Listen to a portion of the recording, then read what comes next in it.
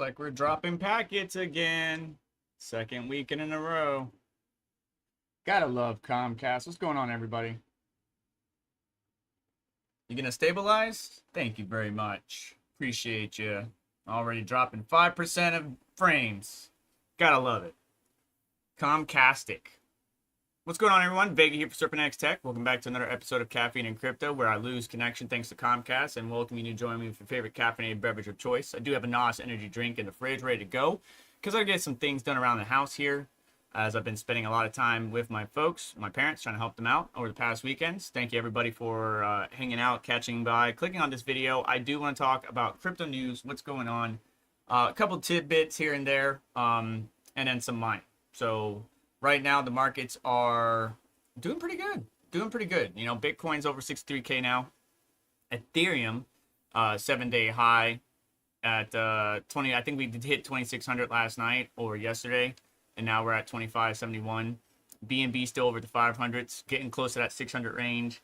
Got a few in the deep greens. We can see Aptos, Tau, Crow, a number of others in there, even Rune. But really the main staples of the crypto, or the top 20, are up, you know, significantly from our last stream, right? Like our last stream, we were seeing if Bitcoin could hit 60K and sustain 60K. And lo and behold, this week has been pretty darn good. And it's actually turning out to be September to be a green month. Usually September is a red month, along with August. October starts to look a little bit better. November, December becomes green. We get to January, February, March, and then things start to drop off after tax returns come in and stuff like that. And then we go into our low points. So looking pretty good, especially on the daily, right? So overall, from the beginning of this week, which actually the beginning of this week was the 15th, right? So the 15th, Sunday, going into Monday, we did drop down, but then Tuesday, Wednesday, Thursday, Friday, and here we are on Saturday, has turned out to be green. Let's look at the range here, going from the Sunday low point to the high of this week yesterday, was about 11.45% increase on Bitcoin. Not bad whatsoever. If we zoom out to the monthly, you know, we're still kind of meh, right? So if you look directly to my right, your left, I don't know. Anyways, you can see we're kind of like, right? We're kind of in this range. You know, will we break out and start trying to chase that new higher, you know, the previous all-time high is 74K. That's what I'm hoping for. We're kind of sustaining on this legacy trend line that we got right here on the monthly. All right, we bounced off of it. We broke out below it. We bounced off of it and came back up, so we're above it now. If we were to fall and stay below that, I would start to be cautious as we hit some of the EMA ribbons or even these legacy lines down here.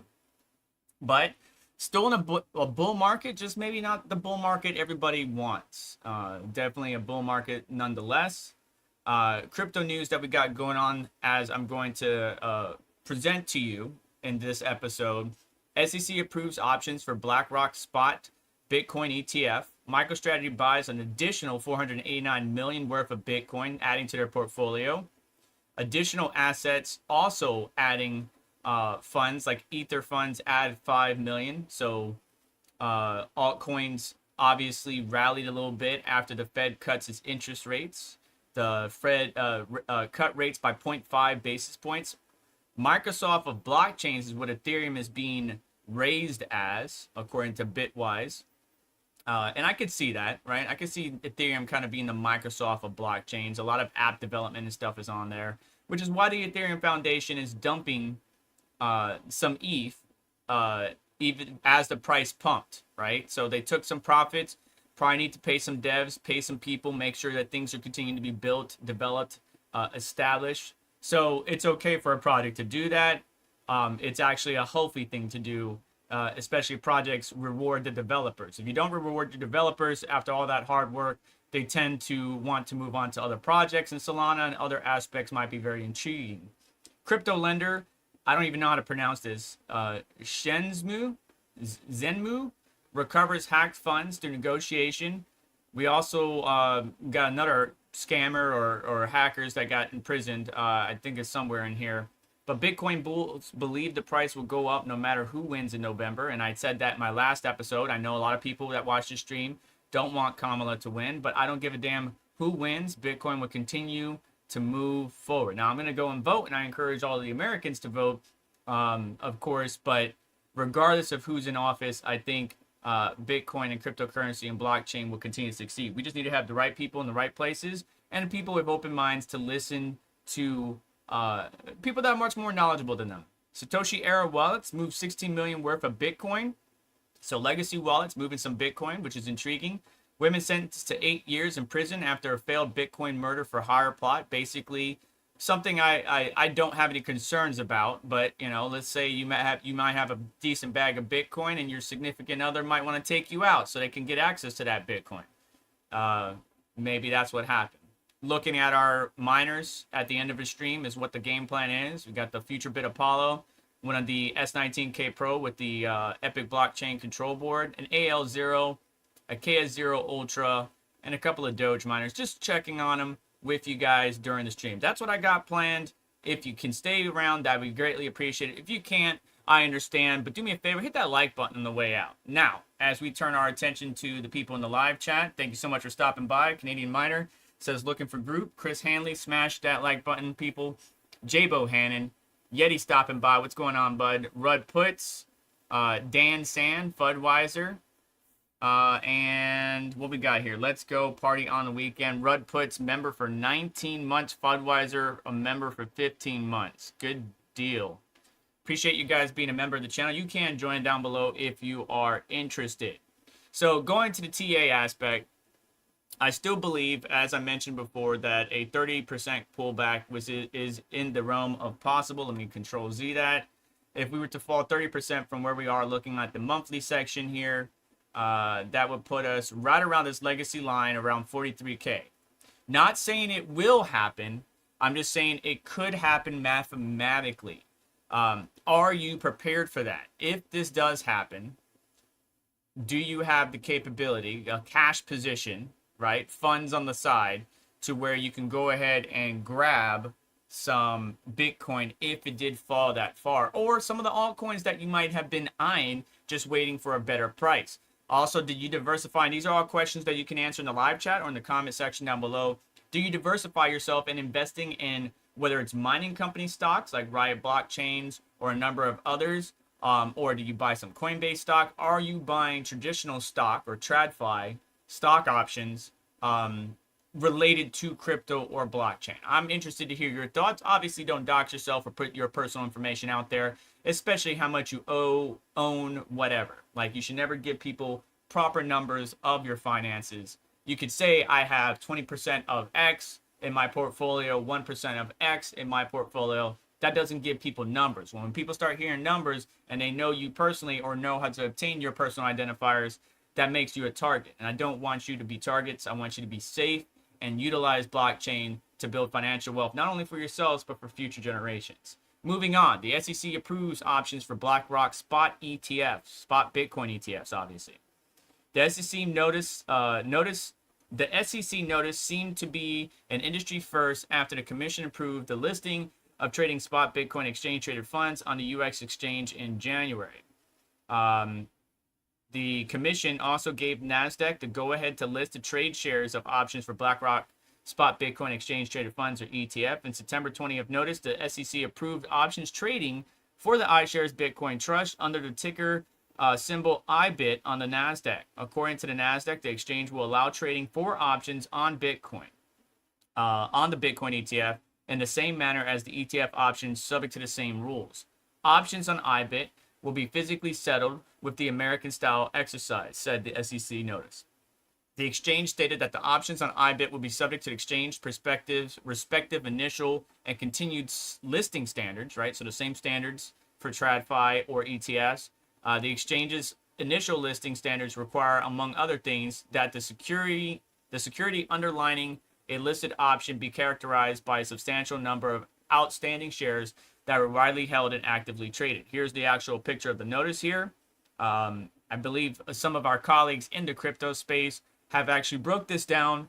It's a positive, definitely a positive indicator for Bitcoin overall. So we had the Fed rates get cut, 50 basis points. We got the notice from the SEC. So a little bit of more positive momentum, as we've been getting a lot of negative press and media and momentum over the past recent month in August, going a little bit into September, but September is definitely starting to turn more positive. We can actually see that because the fear and greed indicator is 50 right now. It's neutral, right? It's 50-50.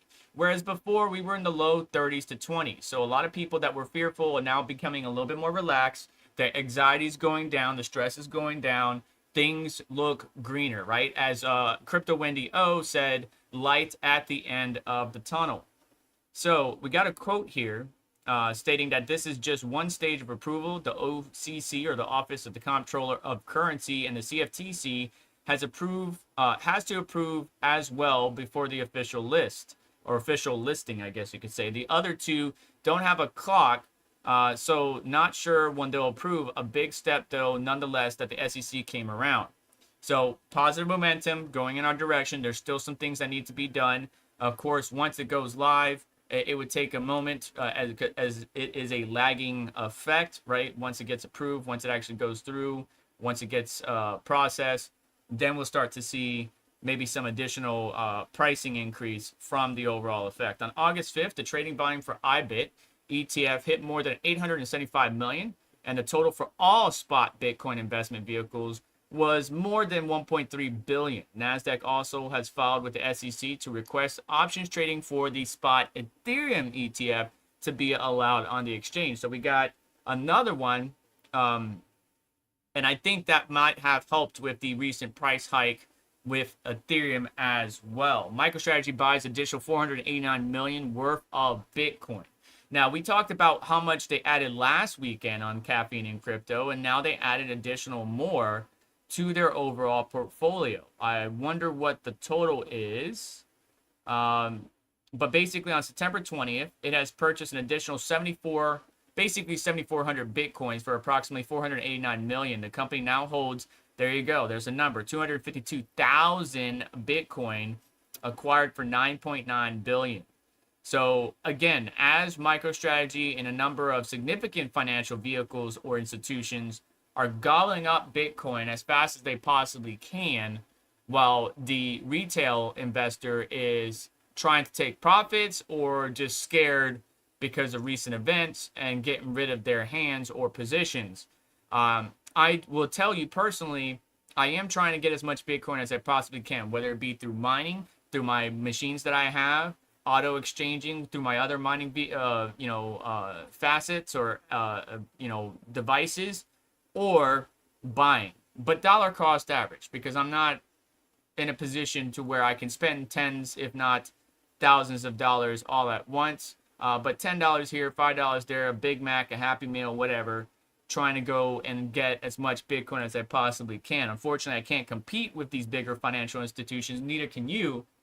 But overall, it's meant for us, the people, to have a good portion of it, and most of us do, believe it or not, right? We were way early. Some of you in the chat were way early than any of these financial vehicles or institutions had the opportunity to get involved, right? They made fun of us, they mocked us, and now everybody is talking about Bitcoin or blockchain as a whole. So hang on to what you got if you can. I understand if you need to sell it to take profits or to pay bills like I had. But hang on to whatever you can, because I do believe the future is bright for Bitcoin. Not financial advice, but I do believe Bitcoin is here to stay, as I've mentioned many times before. Anyways, since 2020, MicroStrategy has adopted a Bitcoin-focused corporate strategy, taking advantage of Bitcoin's potential as an inflation hedge and a store of value. The company has accumulated over 252,000 Bitcoins, over 15 billion, substantially increasing the shareholder value. Now, they say worth more than 15 billion. And I remember up here, they say 9.9 billion. So they already made over 5 billion, right? Basically 5 billion. If we don't have the exact numbers, but that's not bad, right? For an investment, right? You invest 10, you make 5, not bad, right? Your 50% of your initial investment has already been accumulated or gained. So what is that, 2x? So MicroStrategy's Bitcoin treasury purchased like a large-scale speculative attack against fiat currencies. By exchanging fiat for scarce Bitcoin when it's undervalued, the company can reap enormous returns if Bitcoin continues to appreciate as a global store of value. As the world continues to, whether it makes it legal tender, whether it makes it a financial vehicle in the traditional financial sector, banking, whatever, the people that have Bitcoin and had Bitcoin for quite a time will reap the rewards. Moving on, ETF inflows surge. Bitcoin rakes in 158 million. Ether funds add 5 million. Now, obviously, this is going to talk about exactly what we just mentioned with the Bitcoin ETFs and what they raked in. But leading the charge on Thursday, ARK Invest in 21 shares. The fund basically attracted a hefty 81 million. Fidelity FBTC, or its filing, followed closely, reeling about 50 million. Meanwhile, Bitwise secured 10 million, and Grayscale about 9.5 million. So these things are still raking in those funds. Franklin Templeton rounded off the gains with 7.35 million in positive inflows. Major funds like IBIT, GBTC, HODL, Burr, BTCO, but like these names are funny. DeFi had a flat day, neither gaining nor losing ground. With the latest 158 million added, the net inflows since January 11th now stand at $17.6 billion. Thursday saw about 1.4 billion worth of Bitcoin traded, and collectively the 12 funds now hold around 57, almost 60 billion in Bitcoin reserves, representing 4.6% of the Bitcoin's total market cap, right? So, and if we do the math on that, we can see how much Bitcoin they have overall, and then compare that to the 21 million that's ever going to be produced, right? There's only ever going to be a max supply of 21 million Bitcoin. So there's not going to be any more. We're already at 94% of the circulating supply of Bitcoin. And over time, as the halvings continue, there will only be so much printed. So these guys are gobbling it up, but I believe they still represent wholeheartedly a portion of it, but not one that I would be concerned of. Now, if the centralized entities, financial vehicles and whatever institutions were to have a large portion, let's say out of the entire 21 million or the 19.7 million in circulation, and they had 60% of it, then I would be concerned. Or let's say close to 50% of it, I would be concerned. But they don't. So we're still good. Diversify. Keep your bags. Stop selling it to them. Unless you need to, again, pay some major bills and stuff like that. So either way, it's a positive indicator as the inflows continue to move in. And Ethereum ETF also didn't miss out on any of those funds coming in, with 9 funds accumulating about 5.24 million. All the Ether action came from BlackRock's ETHA, ETHA, anyways, which scooped up the entire 5.24. Other funds like ETH, FET, whatever, ETHW, whatever these terms, okay, CETH, stayed neutral with no gains or losses. In total, about 250 million in Ether ETFs were traded, and as of now, the 9 funds hold about 6.7 billion in Ethereum reserves, accounting for 2.26 of the Ethereum's market capitalization based on September 20th exchange rates. Now, Ethereum does have a unlimited max supply, right? Obviously, the supply is also getting burnt while it's getting made through the validators. But unlike Bitcoin, which has a finite supply, Ethereum has no limit on the supply it can yield. So this can continue to go up as long as the burn ratio and the team continues to develop. dApps continue to be of interest. They're attracting new development, new upgrades. They're reducing fees. As long as the ETH team continues to do so, we should be good. And that's why it's being referred to, Ethereum is being referred to as the Microsoft of blockchains by Bitwise.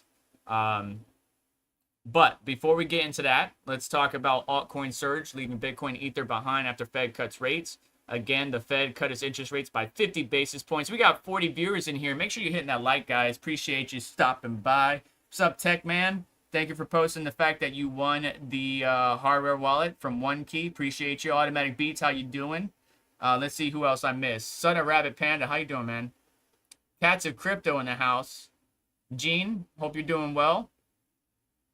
Thank everybody for stopping by. Please hit that like button. But yeah, so interest rates cut. There was some mixed bag emotions, right? People were expecting the 0.25 basis. Then some speculation came out from Nikki Leaks about the 0.75 basis cut.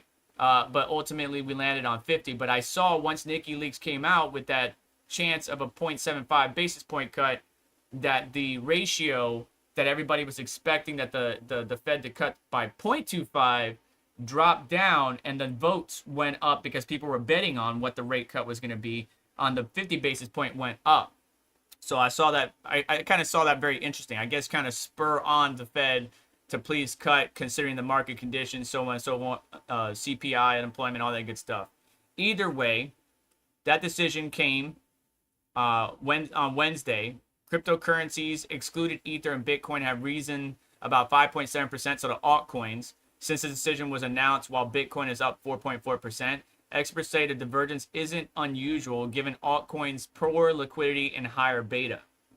So, yeah, let's see here. What do we got this chart? Bitcoin's market cap, by contrast, rose only 4.4%. Okay, so altcoins, right? 5.68, Bitcoin 4.4.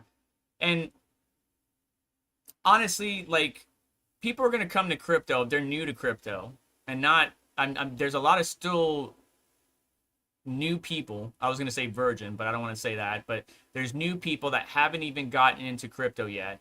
And they're going to look at this and they'll be like, well, to buy one Bitcoin, it's going to cost me 63K, but I could come down here and I could buy, one Cardano for 35 cents. I could buy one ton coin for $5. I can buy XRP for 58 cents or one Doge for 10. And people certainly heard of Doge, right? So these altcoins, you can see the chart on Doge, right? That sharp U right here, or I guess you could say W, compared to Bitcoin, right? Where we kind of went up and we're plateauing. If you watched my cursor on the screen, same thing with Ether. On the altcoins, we kind of had a nice little run up, and Doge had a better uptick in my opinion than others. Ton coins down, Tron-X pumped up a little bit. So yeah, some of the altcoins enjoyed some love.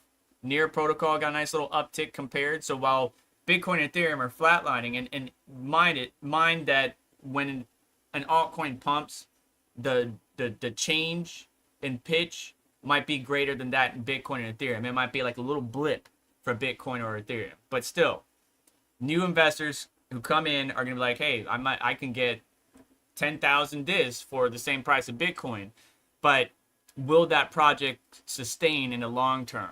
Some of these projects will, not all of them. So if you're just focusing on meme stocks, hoping for that moonshot, you might get wrecked. You might do good. It's just a risk, and you just need to understand your risk tolerance, is my opinion, but not financial advice. If you don't understand your risk tolerance and you're just jumping into meme stocks or meme coins or whatever new coin just came out from some unknown person from some unknown location, you could get wrecked. There are some tips and tricks that I provided on my channel and will continue to provide on my channel to help you look for those possible projects or cryptocurrencies that could wreck you, right? If they have the availability, for example, on Solana to freeze a wallet or to freeze a wallet account. So when you buy this token, you're thinking it's going to moonshot, but then when you go to sell, you can't because they have frozen your wallet. And some of them can do it automatically. Also, how to revoke spending or how to set spending caps. All of that on this channel. Make sure you get subscribed. So anyways, altcoins, as we got a quote here from Bob Walden, head of trading at investment firm Abra. Altcoins are higher beta than Bitcoin and Ether. So think of them as leverage play on the broader crypto market, similar to tech stocks and outperforming the S&P 500 in a time of green shoots. And now, yeah, most crypto assets will outperform the S&P 500. But again, it goes back to risk tolerance. Like my mom may not have a higher risk tolerance, so she's in Bitcoin and the S&P 500. The S&P 500 might only go up 3-4% a year, but it's a consistent trend. It's always going to go up. It's just not going to go up as much as, say, Bitcoin or some of the other assets. The asset class, which includes all crypto assets besides Bitcoin and Ether, might have also been benefited from the recent period of overselling, which Walden said it added velocity to their bounce back. The relatively low liquidity levels of altcoins mean that they tend to move with greater volatility. Altcoins are the fringes of the liquidity spectrum and will always be convex in performance when risk assets perform well and liquidity is abundant, which seems to be the case post FOMC meeting. They also performed as a function of liquidity and positioning. Liquidity and alts are substantially poorer, causing outsized moves both ways. Extending short positions building up over the past few months can therefore cause short squeezes like outperformance higher. So the short squeezes, when done, will pop that altcoin off a lot greater than, say, a Bitcoin or Ethereum. Now let's look for Caspa here. Caspa is now up to 21, and it's around 17 cents. It's red over the past 7 days, but if we look at the chart here, and let's do 1 month, right? We're up on the monthly. Matter of fact, we're up on the monthly, I would say 7%, about 7%, with a low of hitting back in that 14-cent area. And a lot of the sell pressure is coming from ASIC companies or mining establishments having to sell their rewards that they're getting in Caspa in order to balance their books, cover overhead, pay for utilities, whatever it might be. Looking at the yearly, though, you wish you got into Caspa at 4 cents. I know many of you did. I know many of you that watch this channel were talking about Caspa with me when we were talking about it in the earlier stages of its life. And back then, we were being frowned upon, saying Caspa's a scam. Alphium's a scam. Whatever's a scam. So usually when you're the first in the door, you'll be made fun of. But some projects, not all of them, because we were made fun of some projects that we talked about and they didn't turn out well. You know, some of them pan out, some of them don't. You win some, you lose some. That's just the game of life. But 4 cent Caspa last year, September 2023, would have been a good opportunity to stack as much as possible, which we were with our GPUs before it became an FPGA-centric system and then an ASIC-centric system. But then it climbed up, so overall, it's doing really well. Now, I am sure many of you, like myself, would love to have Caspa hit that 25 cent, that 50 cent, that $1 target. Will it ever do that? I think it's certainly possible. Again, not financial advice, but the point, going back to the article, is that the blips, the bumps up compared to Bitcoin and Ethereum on some of these lesser altcoins, which again, their market cap is, what is that? 4 billion compared to Bitcoin's, you know, well, let's see, what is that? I hate when I mess this up. So hundreds, thousands, millions, billions, 1.2 trillion. So not bad whatsoever. So when Caspa takes off, if it continues to build, the team does great things. I know the KRC20 pump did help out. I know there were some issues at the beginning. There were some things that I mentioned that I had some problems with. But as long as they continue to take the criticisms in stride, constructive criticisms. Now, if you're just being a jerk about it and not providing any constructive feedback, then obviously you're going to get reamed. But if you do some constructive criticism and they continue to learn from it and build from it, I think Caspa could be very good. And that's any project. Any cryptocurrency project should work with the crypto community itself. If they take the information provided by the crypto community and see it as an attack, and it just turns into a bunch of bashing each other, that's not helpful whatsoever. What can we do to make the project better? What can we do to kind of instill growth in this project? But Caspa, looking at this chart, this looks like a sexy chart. Let's switch over to the daily. Looking at this chart, it's still a sexy chart, okay? Would we like it to get, it hit 20 cents, right? The all-time high was 20 cents, right? Can it get back to there? I believe it will, but it may not be this month. Let's see here. To get to that 20 cent target, we need another 20% or 21%. So maybe another major short squeeze. We move sideways at this 17 cents, probably dropping back to the, I hate 16 cents again. moving sideways. Short positions come in, they get squeezed, we pop back off again. Maybe. We'll see. Anyways, the point being, altcoins seem to get the loves after the FOMC meeting and the 50 basis point cut. Ethereum being the Microsoft of blockchains. I believe that to be true because there's just so much built on Ethereum. If we look at, what is it called? DApp Radar. And we look at the amount of items, DeFi, dApps, whatever, built on Ethereum, it's quite drastic compared to most of the other ecosystems. Obviously, Solana's been growing. It's been popping off pretty well. Nope, get out of here. But there's 4,700 dApps on Ethereum. Now, Binance Smart Chain has more dApps on it. But the refinement of the Ethereum ecosystem, it still has work to be done, but in my opinion is a lot better. You can see the dApps volume is 23 billion compared to BNB's or the Binance Smart Chain 6.81 billion. So there's definitely a little bit more in dApp volume on the Ethereum ecosystem, but you can see also there's other indicators here where Binance Smart Chain is doing pretty good, right? It has more dApps, almost 5,500. Doesn't have as many contracts, has more total UAW, which, by the way, UAW stands for Unique Active Wallets. Now, the funny thing about Unique Active Wallets is that you and I can just create wallets, multiple wallets, and do different things with them and have them on bots and Telegram bots and whatever. So I wonder how that counts and how that could be misconstrued. But either way, DeFi total volume locked. Binance Smart Chain has 4 billion, while Ethereum has 61 billion.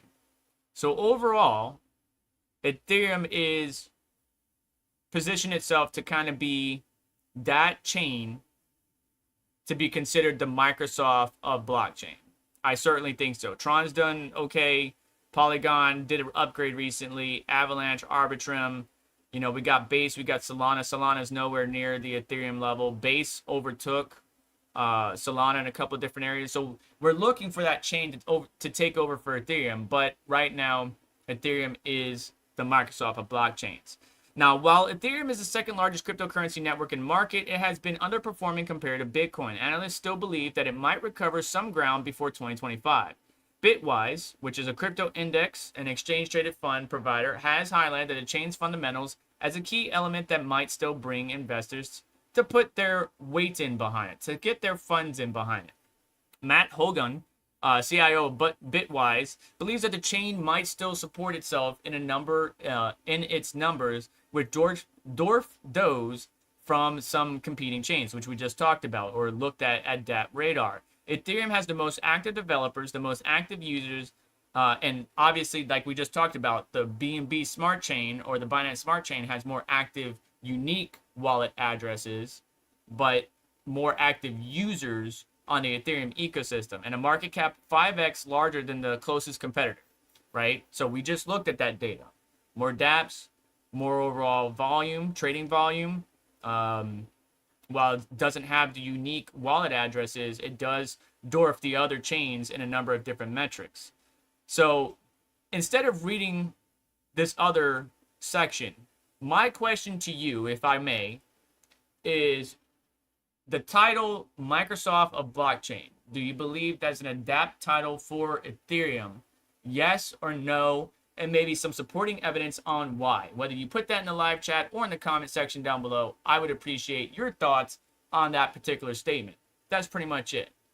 Moving right along, Ethereum Foundation dumps 763,000 worth of Ethereum as the price pumped.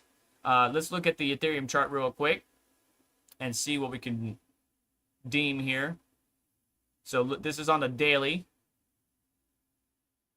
right? And we're looking since the 17th, which is about right here, or the 15th, excuse me. So just like Bitcoin, we had a red Sunday, a red Monday, but then Tuesday, Wednesday, Thursday, we got a pump. And obviously when we got a pump, look at this trading candle right here. Candle.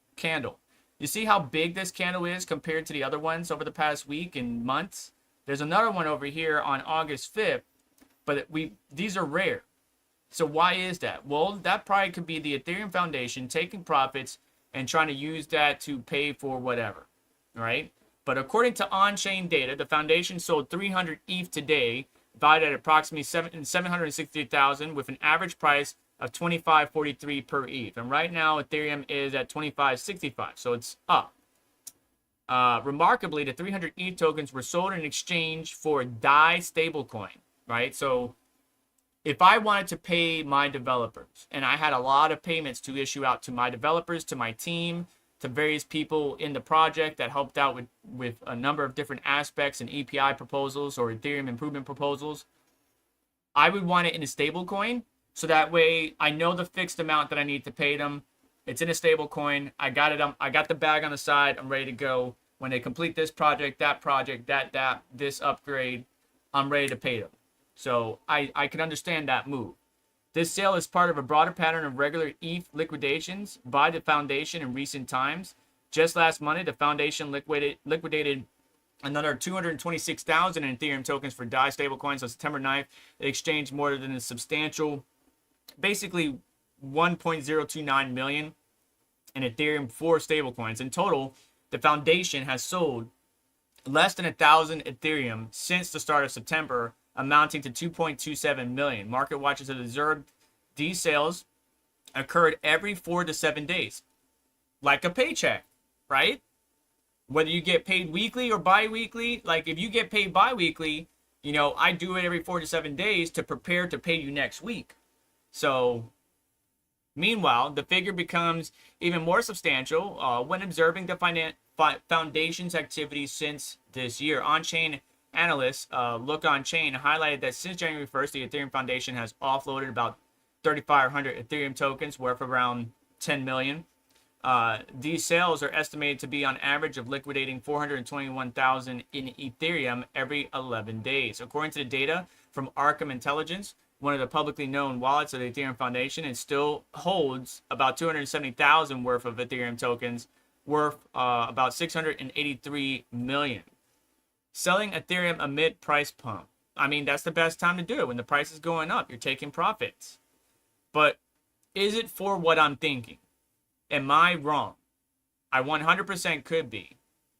But if I want to pay my developers, the best time to take profits and put it into a stable coin on the side, so that way I can pay you next week, is to move it into a stable coin. Now, Vitalik Buterin also dumping ETH continuously. Okay, Ethereum founder Vitalik Buterin has been caught in this trend as well. Just yesterday, Buterin offloaded 3.1 million in ETH tokens as the asset price reclaimed 2,400. Meanwhile, Buterin has offered solace that his continuous ETH sales are related to some charity offerings. So he's probably selling it for some charities, maybe taking some profits during the uptick to help out in various ways, maybe help fund a blockchain project, an EIP proposal, whatever. So I don't see this as a negative thing. You got to take care of your developers. You got to take care of your network. You got to pay the people that they got a lot of them. They got so many developers that it's hard to find developers right now. Like I am looking for a developer in the crypto ecosystem to help out with a particular blockchain project that you guys don't know about yet. So the problem though is we're competing with Ethereum and Solana, and it's really hard to do that. Now, I'm just a consultant on the project. I'm not directly affiliated with the project. Well, I guess I kind of am because I'm consulting from a technical level. But the point is to find a developer is hard because Ethereum got a lot of them. Solana's picking up most of them, especially projects that are being funded by VCs or people that got a lot more money than I do. So it's very hard to find developers or developers that are good, right? The chances of you going to Fiverr and picking up a good developer is slim to none. There might be a good one out there, but you're 9 times out of 10 going to get wrecked. If you get a developer off of Fiverr to build XYZ project for you, they're probably going to leave a backdoor and then wreck you when the project does do good. So it's kind of a catch-22. So you want to build rapport with the developer, kind of establish a level of trust, establish a level of protections, security for you and your asset, your project, but the developer would help out. And obviously they want payment for their work. And so hence the reason Ethereum should be selling and moving into stablecoins so that way they can pay those developers and people that do so much work for them. Anyways, how do I pronounce this? Shenzmu. Let's see here. How to pronounce. You guys might hear this, so my apologies. Oh, good gosh. Let's see here. It's not muted. Okay. Shezmu. Shezmu. Okay. Shezmu. So crypto lender Shezmu recovered hacked funds through negotiations. It recovered really $5 million in stolen crypto through negotiations with a hacker who agreed for a higher bounty. Leverage yield protocol Shezmu recovered that million on September 21st. The co-founder of the blockchain analytics firm Fuzzland alerted against compromised storage vault belonging to Shezmu. While uncertain if the incident was a rug pull or a genuine hack, Shao confirmed that roughly 4.9 million worth of cryptocurrencies was stolen in the process. Shezmu later confirmed that one of its Shezmu USD stablecoin vaults was exploited and proactively urged a hacker to return the funds in exchange for a bounty reward with no legal repercussions. Shezmu requested the return of 90% of the stolen funds within 24 hours through an on-chain message.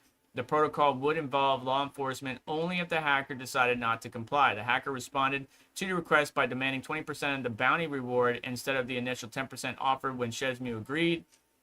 Within hours, Shezmu began receiving the stolen DAI tokens in its wallet. The hacker initially returned 282 Ethereum to the protocol and followed up with another 137 wrapped Ethereum. So he was getting ready to offload that bad boy.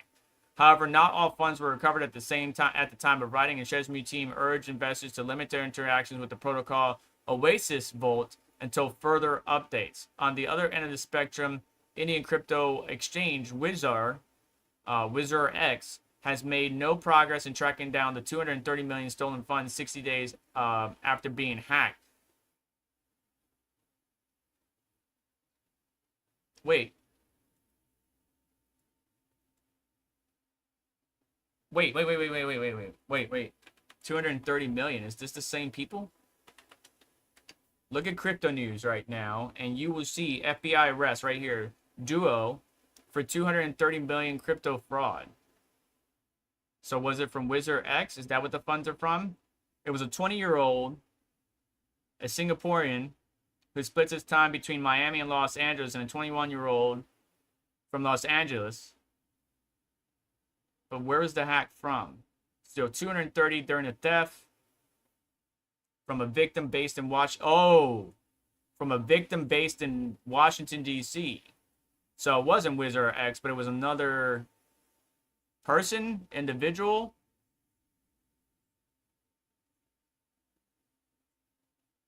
Zach XBT. I remember Zach XBT talking about this. All right, so those are two different things. But anyways, those people that initiated, that were living their lavish lives, and I don't understand, like, if you're going to commit a theft, why are you going to, like, act like be out in the public showing your wealth and flashing your money like you're an idiot? But yeah, that's completely separate than the 230 from Wizard X.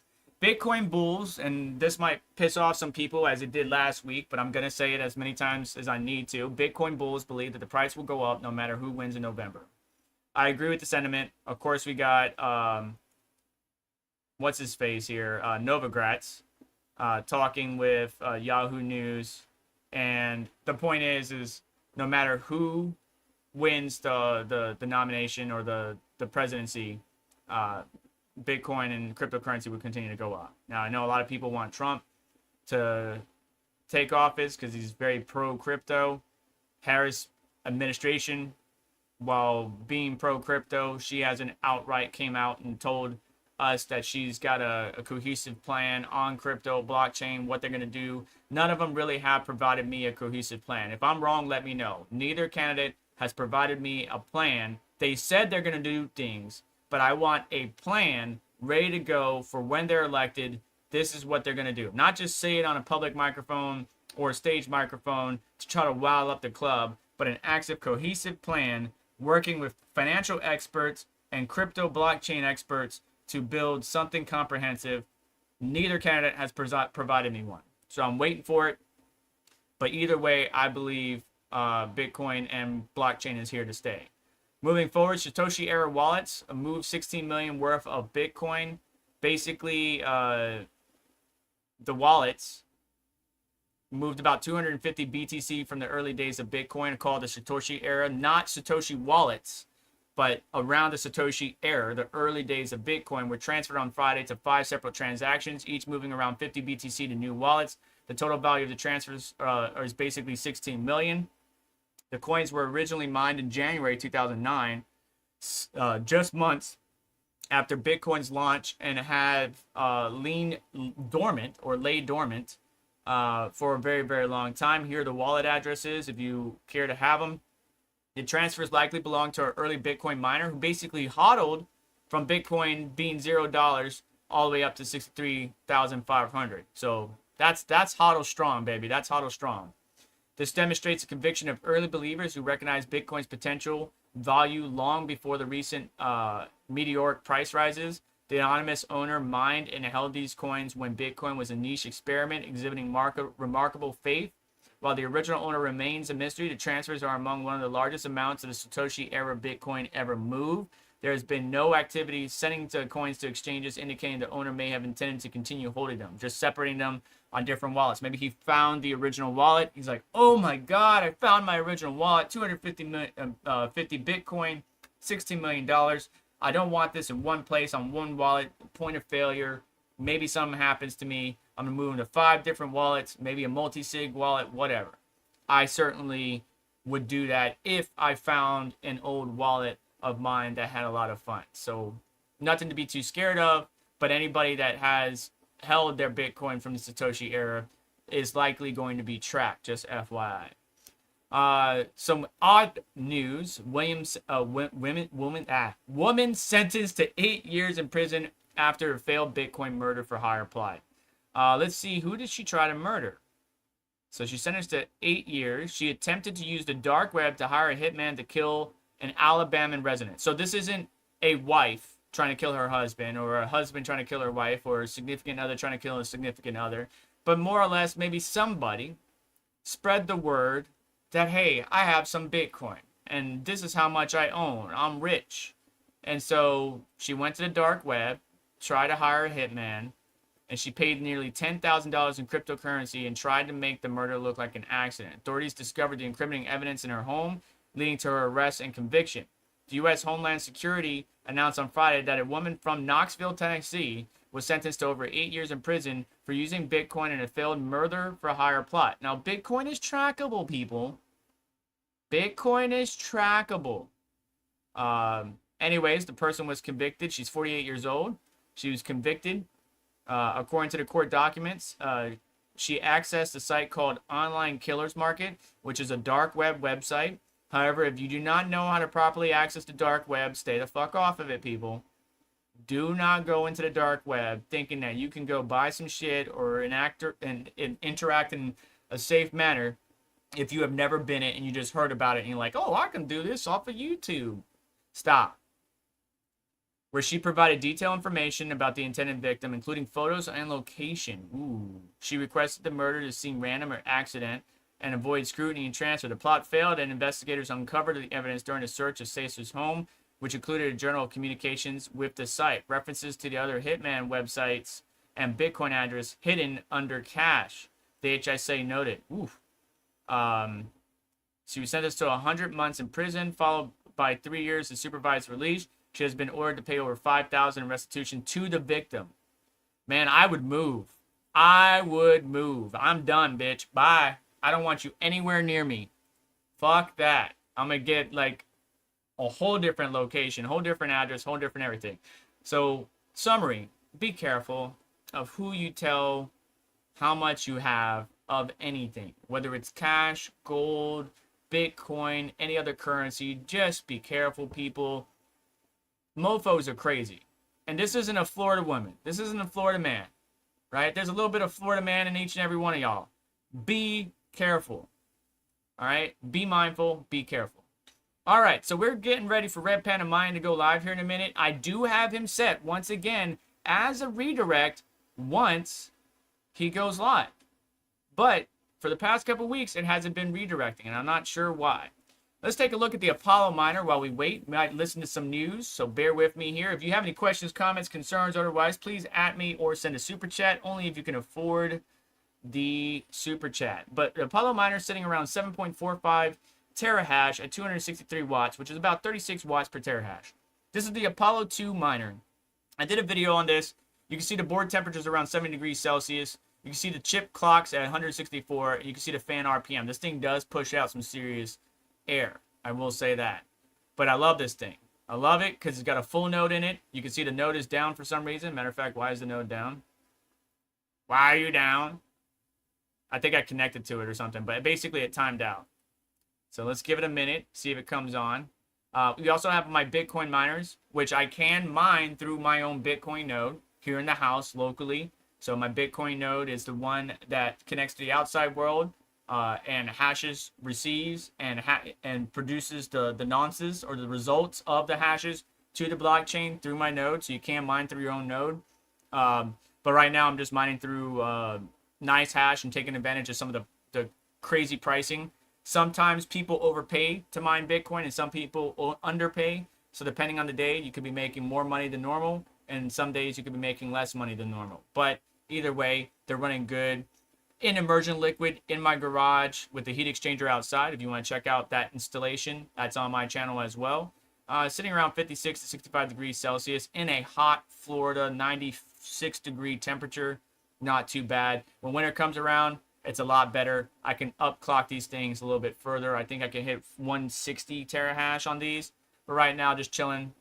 Epic blockchain does some great things. Matter of fact, there's a new feature that came out in a recent Power Play update, and they do call it Power Play, that I will be talking about in a future video, so stay tuned for that. Moving on, the AL0 has been consistently above 450 gigahash. Now, I haven't checked to see if PB Farmer came out with another release after my previous videos, and also thank you for the love that the hobbyist miner and a number of you have provided to the video where I showed you how far we can overclock the AL0 on a stock power supply. If you want to check that out, that came out Wednesday.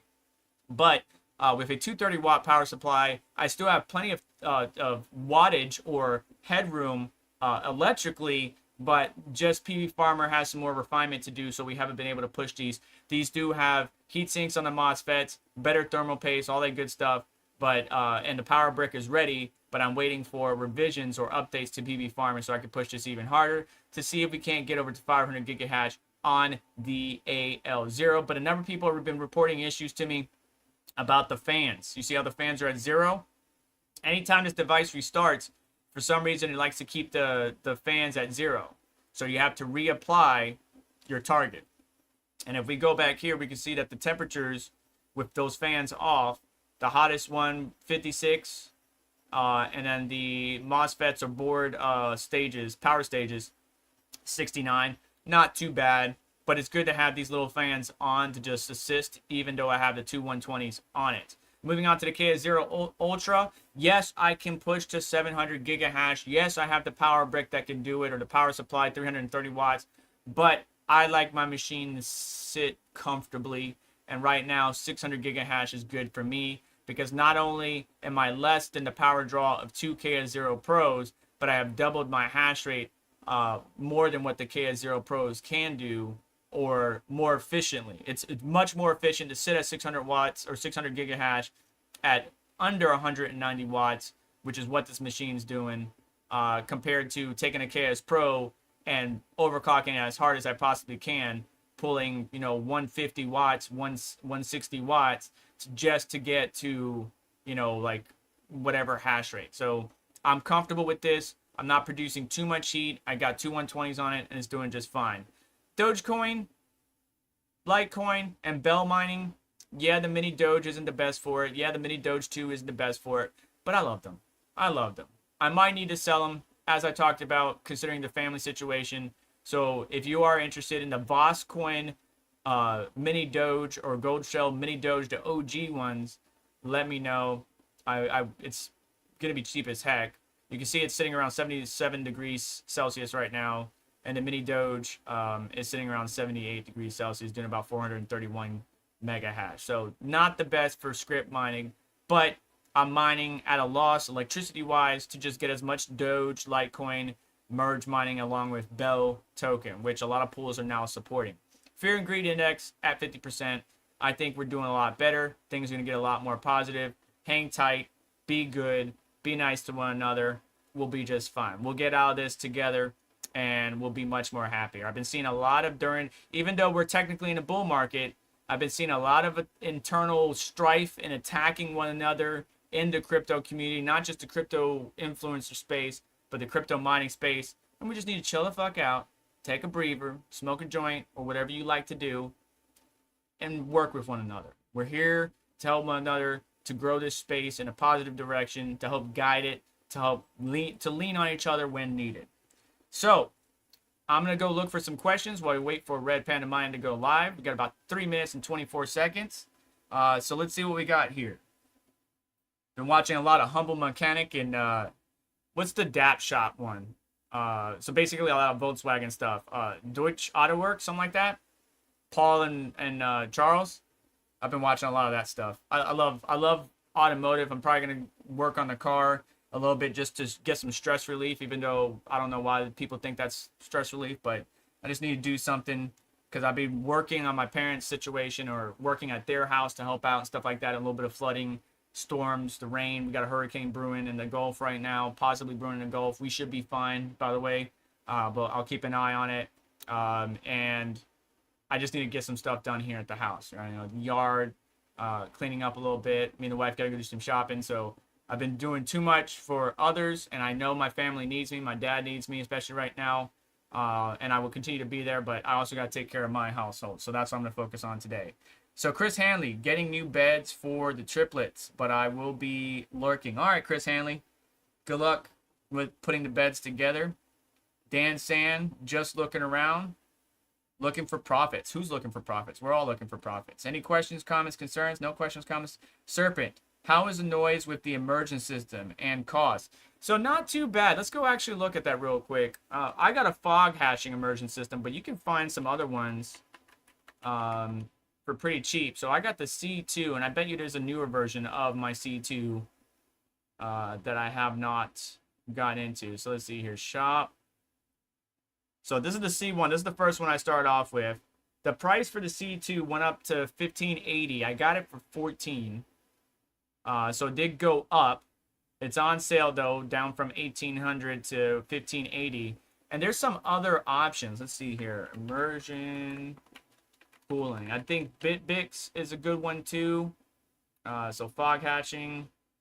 What are some of the ones? Holy crap. A set of 2 C19s from Newegg for 10 grand. That's overpriced as hell. No, don't do that. Here's one I saw on eBay, but I heard some bad things about these, just FYI. So be careful. But I was considering this. I think you can only fit one ASIC in it. Yeah, it's only one ASIC. I didn't get very far with this. A little bit cheaper, but for the C2, you can fit 2 instead of 1. What's BitBix? BitBix. BitBix. Or Bixbit. Bixbit. I always say it backwards. Let's see here. So what is their equipment? Can I sell? I just want to shop. Where's your shop at? Products. Here we go. So this fits. So those are the details. 2 to 3 times higher. And then they got the rack system, which looks really cool. They got their own coolant. Okay, if you want to order, you got to talk to them. But something like this tank. But you would need a way to mount it. You can see they got it to where you can put it in the racking system. Let's see here, cell. Yeah, that's the cell. Looks like a plate might sit on here that the liquid would come through or up through. Let's see your products, rack, container, immersion liquid coolant, hydro rack, container, server hardware cooling. Okay. So there's different options. Fog hashing though, you know, $1,500. I might actually have a coupon for you if it works. Hit me up on the side. DM on Twitter or Discord. If I don't see it right away, respond again to make sure it gets to the top of my notifications because I get a lot of them. I might have a coupon I can give you, and you can see if it works and adds another discount to the purchase. But I basically mounted this immersion cooler, this giant thing, on the outside, ran the hoses through my garage, my cement wall, and then this is chilling on the inside. Noise is very little. The most noise that I get is actually from the ASIC miners themselves that are running. You can kind of hear a low pitch from the power supply. It's not really loud though. Maybe I'll do a video update and we'll have the microphone by the immersion system with no extra noise, no nothing, and that will be your answer, okay? All right. So waiting for red. Got the redirect ready. Hope it works. Because it hasn't for the past couple weeks. Because hasn't. Maybe he's asleep for the past couple weeks. All right. Any comments, questions, concerns? I am looking for some odd jobs to make some extra funds, like I'm sure many of you guys are. Nothing construction related. I can do construction. But you know, any consulting on what computer I should buy, laptop I should buy, laptop repair, hard drive data recovery, if you're willing to pay for that, because data recovery is not cheap. What rig I should build, should I get this GPU or that GPU, what do you think of this CPU, any of those questions and stuff like that. If there's a way to where I can help you save money but also make a little bit of money, hit me up, man. I don't have a website where for example, oh, he's going live. He's going live. There he is. Let's turn this down. I don't have a website like the, what is it? The Hobbyist Miner. Doesn't have, yeah. So he built this on Flux, which is really smart. And then it looks like you can schedule, book time with him. And stuff like that. So 30 minutes, $100. I wouldn't be able to charge that because he's while my knowledge is probably a little bit better than his, my presence unfortunately is a lot smaller than his. So I don't know if it will be that much, but if there's some negotiable way to where I can help you out and you can help me out, we'll figure it out. But I don't have anything like this. Maybe I should get a website up and running. Whether I build it on Flux or somewhere else, I have to figure that out. But we'll worry about that, cross that bridge later on. Just know, if you need anything, let me know. Otherwise, you guys head on over to Red Panda Mining. I'm going to go get my son, get some work done, and I will catch you guys later. Make sure to do me a favor on the way out, though. Hit that like button, get subscribed, hit the notification bell to stay up to date, as well as check out additional links in the description to help support your channel and what we do here. And you just have yourself a wonderful day. Take care. I'll catch you in the next one.